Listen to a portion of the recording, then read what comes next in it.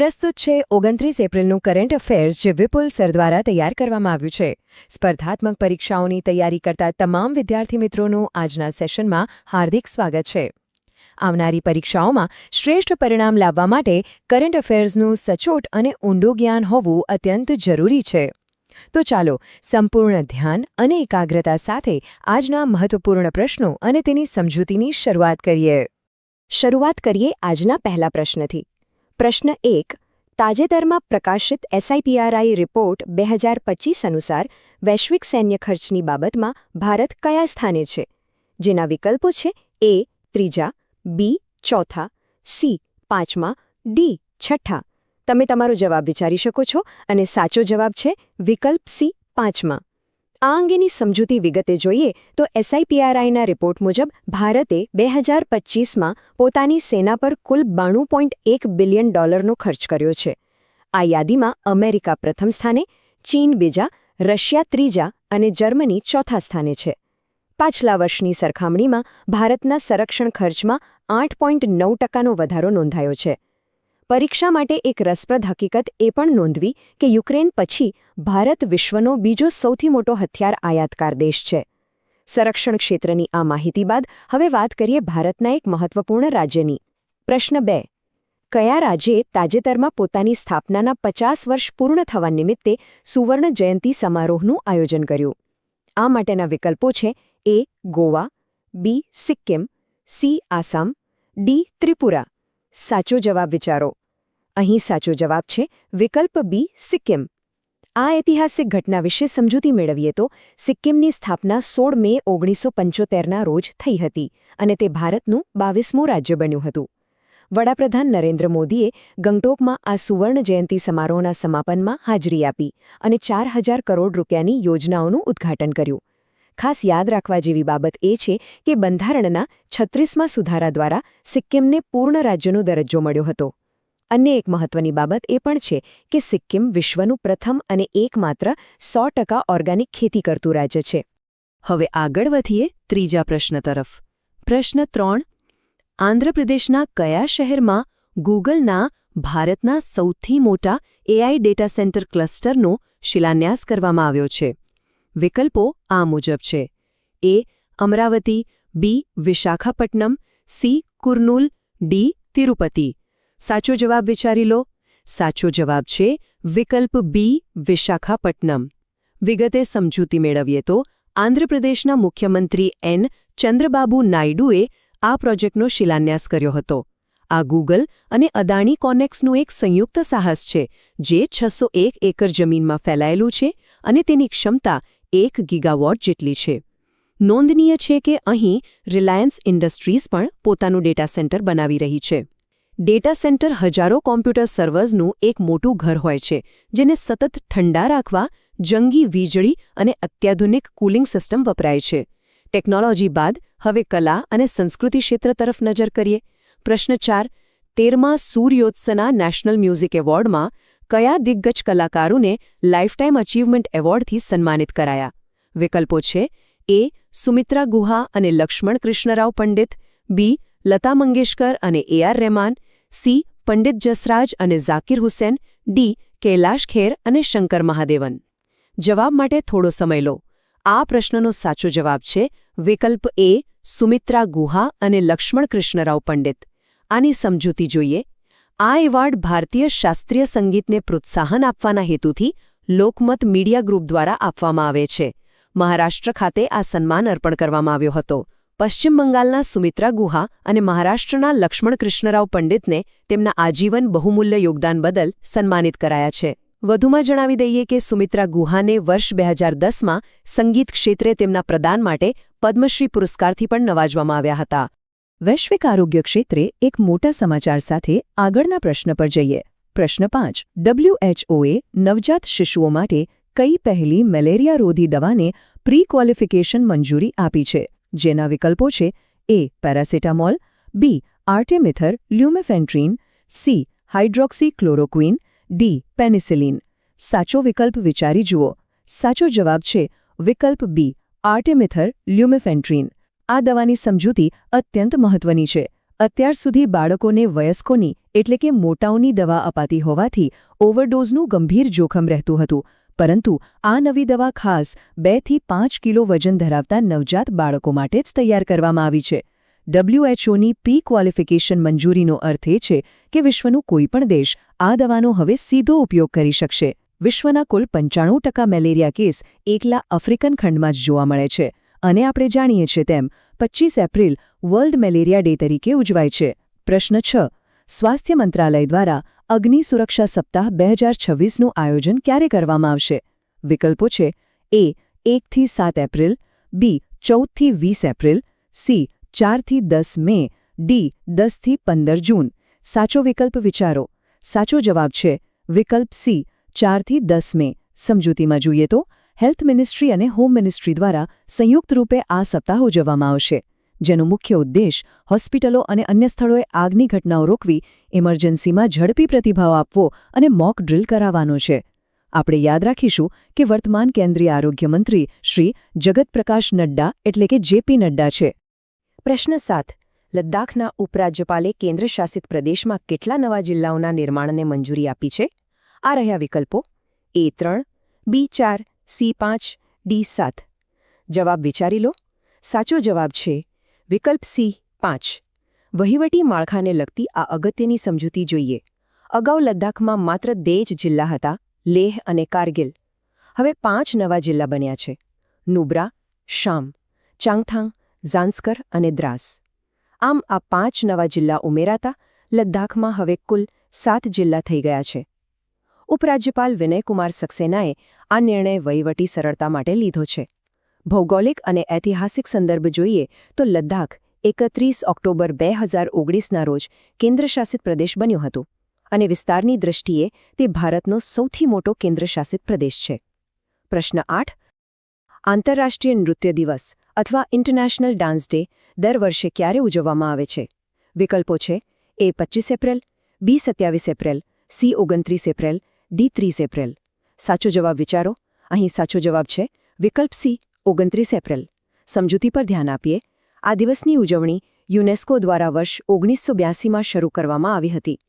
ફ્રાન્સના મહાન ડાન્સર અને આધુનિક બેલે નૃત્યના જનક જીન જોર્જસ નોવેરીના જન્મદિવસની યાદમાં આ દિવસ વૈશ્વિક સ્તરે ઉજવાય છે. નૃત્ય એ માત્ર એક કળા નથી, પરંતુ તે એક શ્રેષ્ઠ કાર્ડિયો એક્સરસાઇઝ પણ છે જે માનસિક તણાવ ઘટાડીને સ્વાસ્થ્ય સુધારે છે. ચલો અર્થતંત્રને લગતા પ્રશ્ન તરફ આગળ વધીએ. પ્રશ્ન 9. સેબીના 38મા સ્થાપના દિવસ નિમિત્તે નાણામંત્રી દ્વારા કયું રાષ્ટ્રવ્યાપી રોકાણકાર જાગૃતિ અભિયાન શરૂ કરવામાં આવ્યું? વિકલ્પો આ મુજબ છે: A. Mission Suraksha, B. Mission Jagruk, C. Mission investor, D. Mission protect. સાચો વિકલ્પ વિચારો. સાચો જવાબ છે વિકલ્પ B. મિશન જાગરૂક. સમજૂતીમાં જોઈએ તો નાણામંત્રી નિર્મલા સીતારમણે મુંબઈથી ડિજિટલ માધ્યમ દ્વારા આ અભિયાન લોન્ચ કર્યું. આનો મુખ્ય ઉદ્દેશ શેરબજારના રોકાણકારોને છેતરપિંડી અને ખોટી આર્થિક માહિતી એટલે કે ફેક એડ્સથી બચાવવાનો છે.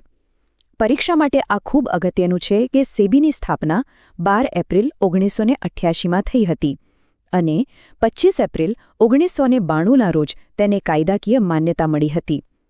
સેબીને ભારતીય શેરબજારની પોલીસ પણ કહેવાય છે, જે નાના રોકાણકારોનું રક્ષણ કરે છે. પ્રશ્ન 10. કયા ભારતીય વૈજ્ઞાનિકને અમેરિકામાં યુનિવર્સિટી ઇનોવેટર એવોર્ડ 2026થી સન્માનિત કરવામાં આવ્યા? વિકલ્પો છે: A.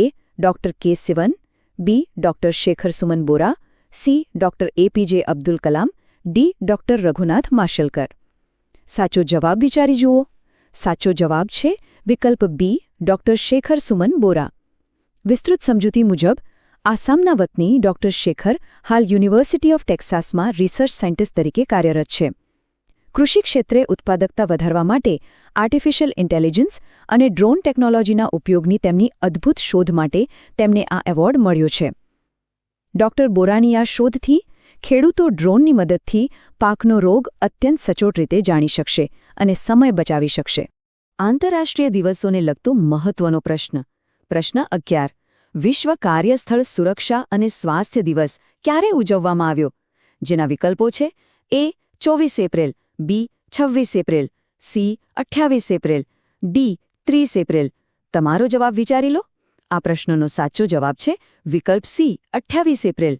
સમજૂતીમાં જોઈએ તો કામના સ્થળે શ્રમિકોની સુરક્ષા સુનિશ્ચિત કરવા અને વ્યવસાયિક બીમારીઓ અટકાવવા માટે આ મહત્વનો દિવસ ઉજવાય છે.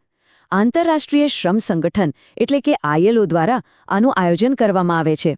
આપ સૌએ ખાસ યાદ રાખવું કે ILOની સ્થાપના 11 એપ્રિલ 1919ના રોજ થઈ હતી.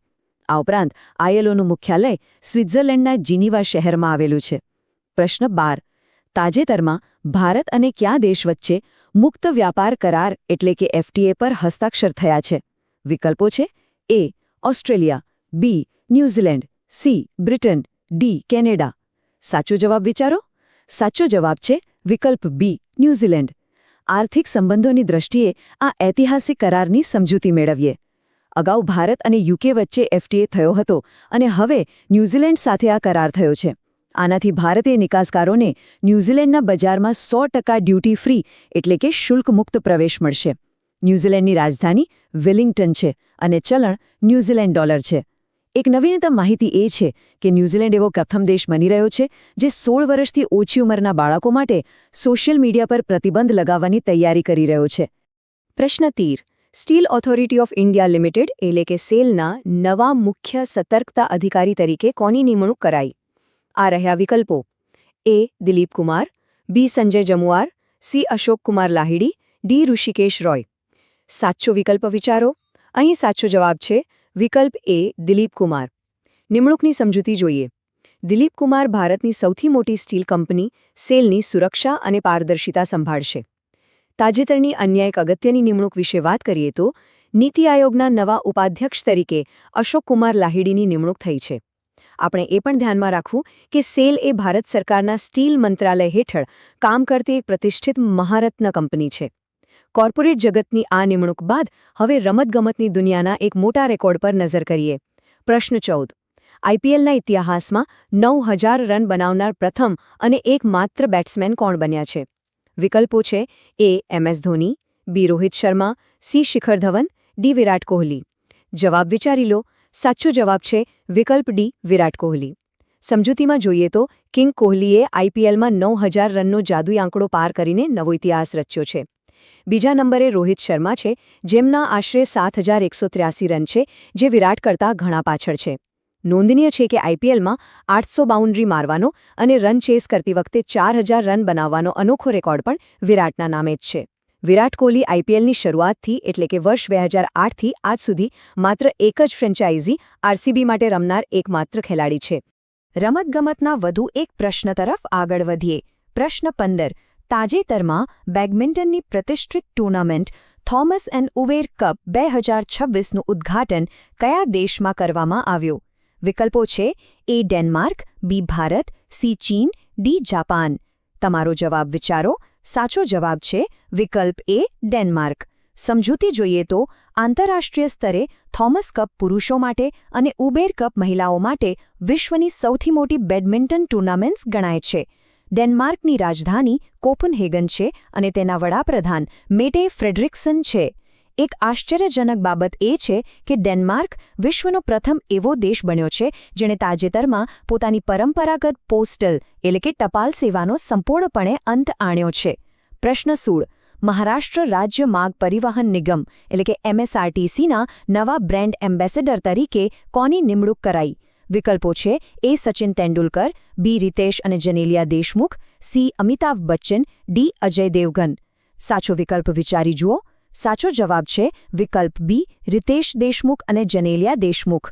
સમજૂતીમાં જોઈએ તો આ પ્રખ્યાત બોલિવૂડ જોડી હવે મહારાષ્ટ્રની સરકારી બસો અને પરિવહન સેવાઓનો પ્રચાર કરશે.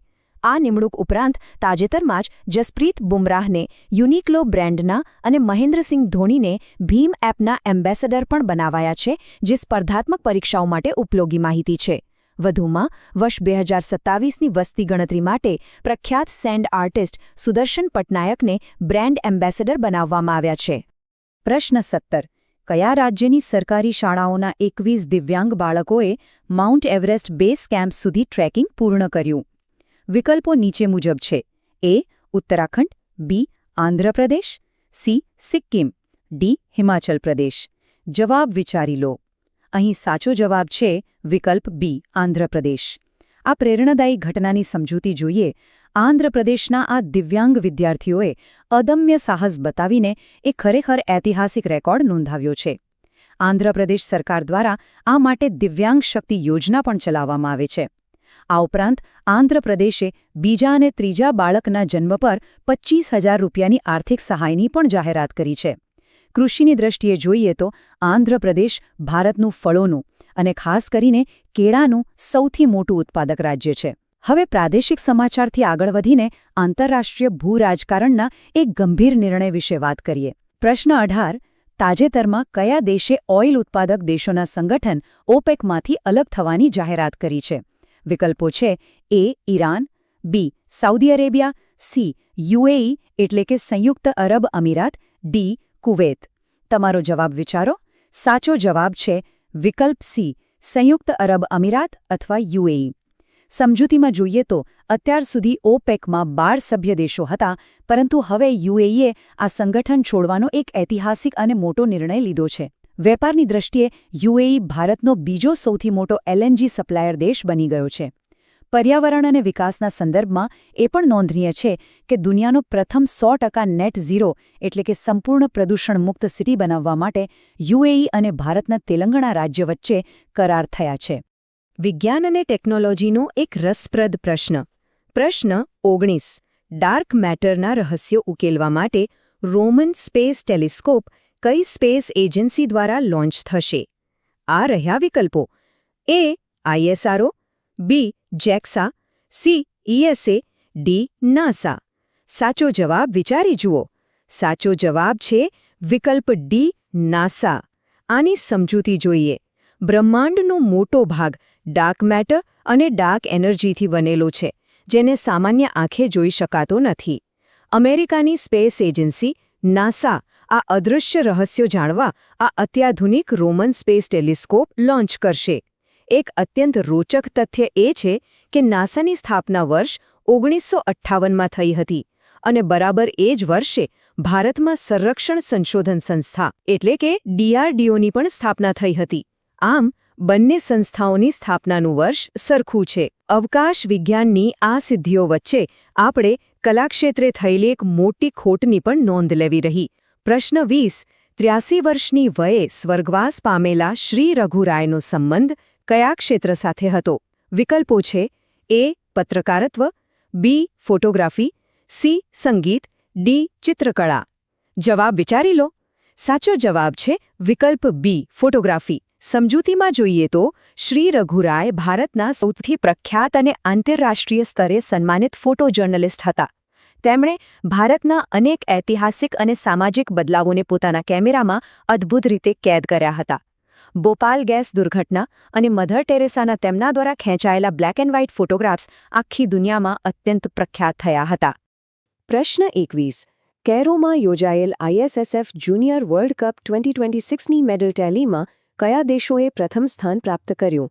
વિકલ્પો આ મુજબ છે: એ ચીન, B Bharat, C America, D Russia. સાચો વિકલ્પ વિચારો. સાચો જવાબ છે વિકલ્પ બી ભારત. સમજૂતીમાં ગર્વ લેવા જેવી બાબત એ છે કે ભારતીય જુનિયર શૂટર્સે શાનદાર પ્રદર્શન કરીને આ વિશ્વકપમાં સૌથી વધુ મેડલ જીતીને દેશનું નામ રોશન કર્યું છે. આ આંતરરાષ્ટ્રીય ઇવેન્ટનું આયોજન ઇજિપ્તની રાજધાની કૈરો ખાતે થયું હતું. રમતગમતના આંકડાઓ દર્શાવે છે કે શૂટિંગ એટલે કે નિશાનેબાજી એક એવી રમત છે જેમાં ઓલિમ્પિક્સમાં ભારતે અત્યાર સુધીમાં સૌથી વધુ વ્યક્તિગત મેડલ જીત્યા છે. એક તરફ રમતગમતમાં ભારત સિદ્ધિઓ હાંસલ કરી રહ્યું છે, તો બીજી તરફ પડોશી દેશ પાકિસ્તાન ગંભીર સંકટનો સામનો કરી રહ્યો છે. પ્રશ્ન 22. Global report on food crisis 2026 અનુસાર પાકિસ્તાનને અત્યધિક ભૂખમરાવાળા દેશોની કઈ યાદીમાં સામેલ કરાયું? વિકલ્પો છે એ ટોપ 5, બી ટોપ 10, સી ટોપ 15, ડી ટોપ 20. તમારો જવાબ વિચારી લો. સાચો જવાબ છે વિકલ્પ બી ટોપ 10. સમજૂતી જોઈએ તો આ આંતરરાષ્ટ્રીય રિપોર્ટ મુજબ પાકિસ્તાન અત્યંત ગંભીર આર્થિક અને ખાદ્ય સંકટમાંથી પસાર થઈ રહ્યું છે. ખાદ્યાન્ન ફુગાવો અને અર્થવ્યવસ્થાની કથળતી સ્થિતિને કારણે તે વિશ્વના સૌથી ભૂખ્યા દેશોના ટોપ 10માં પહોંચી ગયું છે. આ સંદર્ભમાં યાદ રાખવું કે વર્લ્ડ ફૂડ પ્રોગ્રામ અથવા WFP એ ભૂખમરો નાબૂદ કરવા કામ કરતી દુનિયાની સૌથી મોટી એજન્સી છે, જેને તેના કાર્યો બદલ શાંતિનો નોબેલ પુરસ્કાર પણ મળી ચૂક્યો છે. પ્રશ્ન 23. લંડન મેરેથોન 2026માં 2 કલાકથી પણ ઓછા સમયમાં મેરેથોન પૂરી કરીને ઇતિહાસ રચનાર એથ્લીટ કોણ બન્યા? વિકલ્પો છે: A. Eliud Kipchoge, B. Sebastian Sawe, C. Kelvin Kiptum, D. Mo Farah. સાચો વિકલ્પ વિચારી જુઓ, અને આ ઐતિહાસિક સિદ્ધિ મેળવનાર એથ્લીટ છે વિકલ્પ બી, સેબેસ્ટિયન સાવે. સમજૂતીમાં જોઈએ તો 42.195 કિલોમીટર લાંબી ફૂલ મેરેથોન માત્ર 2 કલાકની અંદર દોડી જવી એ મનુષ્ય માટે અત્યંત દુર્લભ ઘટના માનવામાં આવે છે. સેબેસ્ટિયન સાવેએ આ અકલ્પનીય રેકોર્ડ લંડનની ધરતી પર બનાવ્યો છે. રમતગમતના ઇતિહાસમાં મેરેથોન દોડનું સત્તાવાર અંતર 42.195 કિલોમીટર છે, જે પ્રાચીન ગ્રીસની એક ઐતિહાસિક ઘટના પરથી નક્કી કરવામાં આવ્યું હતું. પર્યાવરણલક્ષી મહત્વનો પ્રશ્ન. પ્રશ્ન 24. દુનિયાભરમાં વિશ્વ ટેપીર દિવસ ક્યારે ઉજવવામાં આવે છે? આ રહ્યા વિકલ્પો: એ. 25 એપ્રિલ, બી. 26 April, C. 27 April, D. 29 April. તમારો જવાબ વિચારો. સાચો જવાબ છે વિકલ્પ સી, 27 એપ્રિલ. સમજૂતી જોઈએ તો વન્યજીવ સંરક્ષણ માટે આ એક અગત્યનો દિવસ છે. ટેપીર એ ભૂંડ અને હાથીની સૂંઢ જેવું દેખાતું એક જંગલી શાકાહારી પ્રાણી છે. આ જીવ વિલુપ્ત થવાના આરે હોવાથી તેના સંરક્ષણ પ્રત્યે જાગૃતિ લાવવા 27 એપ્રિલે આ દિવસ ઉજવાય છે. પર્યાવરણવિદો ટેપીરને જંગલના માળી એટલે કે ગાર્ડનર્સ ઓફ ધ ફોરેસ્ટ કહે છે, કારણ કે તેઓ જંગલના વિસ્તારમાં બીજ ફેલાવવાનું અત્યંત મહત્વપૂર્ણ કામ કરે છે. હવે આજના સેશનના અંતિમ પ્રશ્ન પર પહોંચીએ. પ્રશ્ન 25. શાંઘાઈ સહયોગ સંગઠન એટલે કે SCOના સંરક્ષણ મંત્રીઓની બેઠક એપ્રિલ 2026માં ક્યાં આયોજિત કરવામાં આવી? વિકલ્પો છે: A. Navi Delhi, B. Beijing, C. Moscow, D. Bishkek. સાચો જવાબ વિચારી લો. અહીં સાચો જવાબ છે વિકલ્પ ડી, બિશ્કેક.